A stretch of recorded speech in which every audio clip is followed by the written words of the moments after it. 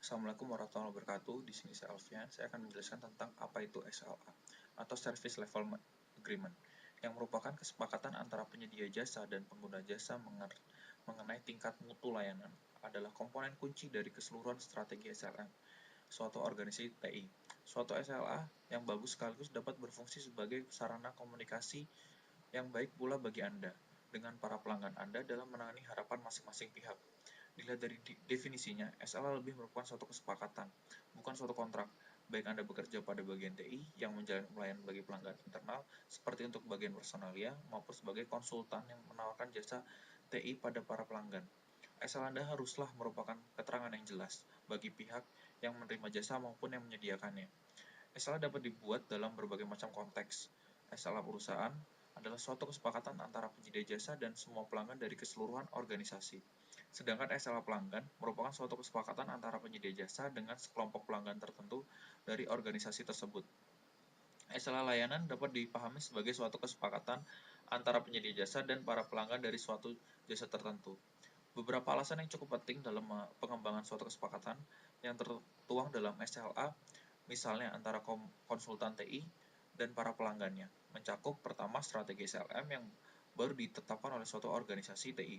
Kedua, teknologi atau produk baru yang akan hidup dari fase pengembangan atau pengujian. Yang ketiga, kepedulian pelanggan terhadap penyerahan jasa-jasa TI. Yang keempat, keinginan pelanggan untuk membeli seberapa besar jasa yang mereka inginkan agar disediakan oleh TI. Dengan begitu, apapun jenis SLA yang Anda kembangkan, hal itu harus mencakup 5 bagian penting, yakni deskripsi pelayanan, standarisasi pelayanan, durasi dan peran tanggung jawab, dan kriteria evaluasi. Deskripsi pelayanan. Intinya dalam SLA, Anda harus tercantum jasa-jasa yang Anda sediakan, menuliskan deskripsi yang rinci mengenai jasa-jasa Anda, membutuhkan pengertian Anda mengenai apa yang dapat Anda taruhkan kepada para pelanggan, dan memastikan para pelanggan bahwa Anda mengerti apa yang sesungguhnya mereka butuhkan. Penyedia jasa biasanya akan membutuhkan suatu servis katalog untuk mempermudah apa yang ingin mereka deskripsikan. Katalog tersebut harus memuat semua jasa yang Anda sediakan, termasuk berbagai aplikasi, infrastruktur, dan fungsi bisnis lainnya. Bagi mereka yang belum membuat servis katalog, mungkin akan menyadari bahwa cara terbaik untuk mulai mengumpulkan informasi bagi katalog Anda, misalnya berbagai cara dengan para pelanggan Anda. Karena mereka lah yang mengetahui sistem-sistem apa yang mereka gunakan, juga service desk dari pelanggan Anda yang mengetahui jasa-jasa apa saja yang bisa diminta oleh pelanggan Anda. Salah satu tantangan yang dihadapi koordinator SLM suatu organisasi adalah menerangkan kepada para pelanggan mereka mengenai hubungan antara servis katalog dengan SLA. Berhubungan servis katalog merupakan suatu dokumen terpisah dari SLA Anda. Adalah penting bagi Anda untuk membuat keduanya mudah diakses. Intranet perusahaan adalah suatu tempat yang bagus bagi para pelanggan Anda untuk melihatnya. Standarisasi pelayanan. Setelah Anda menetapkan jasa saja yang disediakan, Anda siap mempertimbangkan standarisasi Anda, yang akan mencakup konsep-konsep seperti aksesibilitas, kehandalan, waktu respon, dan resolusi. Sebagai contoh, aksesibilitas seharusnya ditentukan dalam target-target yang telah disepakati. Jika jam bisnis normal dari pelanggan ada dari jam 7 hingga jam 6 sore, akan lebih sesuai jika pelayanan yang Anda berikan dapat mendukung proses-proses bisnis mereka juga tersedia selama waktu yang sama. Tiap pelayanan yang Anda berikan juga akan memiliki jam operasi reguler dan waktu yang terjadwal untuk perawatan. Informasi ini perlu diilustrasikan dalam SLA Anda. Anda juga akan perlu menentukan apa yang dapat ditawarkan pada para pelanggan jika terjadi sesuatu bencana atau keadaan darurat. Mampukah Anda memberi waktu pelayanan yang sama selama terjadinya salah satu dari skenario itu? Standarisasi lainnya mungkin ingin Anda cakup melibatkan waktu respon dan waktu resolusi. Akankah hal ini sama bagi semua pelayanan Anda, atau tergantung pada urgensi dan pengaruh bisnis? Apapun yang Anda putuskan, pastikan bahwa para pekerja TI yang menyampaikan pelayanan tersebut kepada pelanggan Anda memiliki pemahaman sampai setingkat mana mereka diharapkan bertindak. Masa berlakunya, SLA Anda harus menjelaskan kapan kesepakatan itu mulai dan berakhir. Hal ini sangat penting karena ia menyangkut ketersediaan jasa yang Anda berikan dalam satu rentan waktu tertentu. Tanggal mulainya SLA Anda mulai memantau kinerja TI pada tanggal yang sama. Jika Anda menyediakan pelayanan baru atau hanya perlu merevisi pelayanan yang telah Anda taruhkan kepada pelanggan Anda selama ini, beri waktu yang cukup untuk mengkomunikasikan rincian kesepakatan itu kepada mereka. Pertimbangkan kapan SLA Anda akan berakhir saat Anda menegosiasikan kontrak perawatan atau penyewaan perlengkapan untuk kepentingan pelanggan. Anda mungkin akan membuat kesepakatan jangka panjang dan penyedia jasa lainnya. Ingat, hal itu sangat bernegosiasi dengan pelanggan Anda. Misalnya dalam upaya mempertahankan harga tetap rendah bagi pelanggan, Anda mungkin menyewa perlengkapan yang diperlukan selama 18 bulan. Jika SLA Anda habis dalam 12 bulan, pelanggan Anda tentu diwajibkan membayar pelayanan yang tidak diwajibkan membayar pelayanan Anda yang tidak mereka gunakan, yaitu 6 bulan lainnya. Dan Anda dituntut untuk mencari cara lain untuk membiayai penyewaan perlengkapan itu.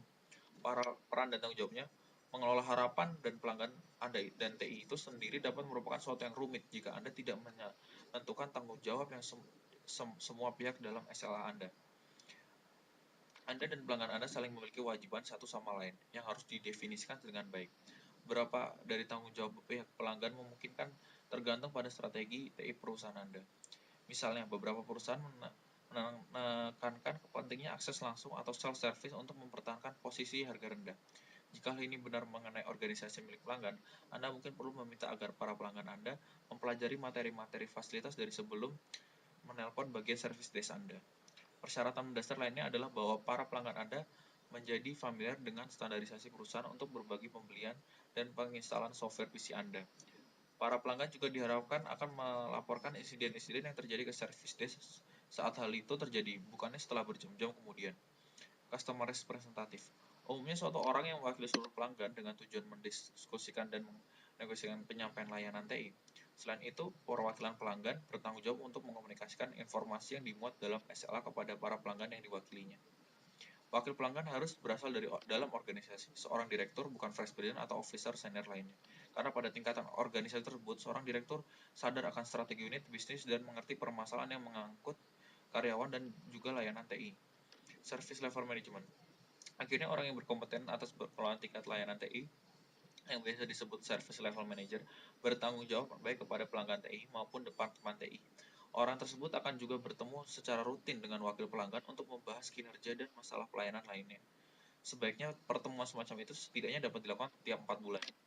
Dan kriteria evaluasinya, tanpa kriteria evaluasi, Anda tidak memiliki sarana tujuan untuk menentukan sebaik apa organisasi TI Anda bekerja. Berhati-hatilah saat Anda duduk bersama wakil pelanggan untuk memilih batasan-batasannya. Pastikan bahwa organisasi TI Anda sudah memiliki perlengkapan untuk mengikuti apa yang diminta oleh pelanggan sebelum menyetujuinya. Salah satu keuntungan bersama adanya SLA adalah bahwa Anda dan pelanggan dapat menentukan bagaimana Anda akan menilai layanan yang akan mereka dapatkan. Dengan menetapkan ukuran-ukuran dari tujuan yang diinginkan, Anda mengurangi berspekulasi dalam menentukannya. Ingatlah bahwa para pelanggan Anda mungkin masih tidak senang atau kecewa dengan kinerja Anda, meski layanan TI sudah menemui tujuannya.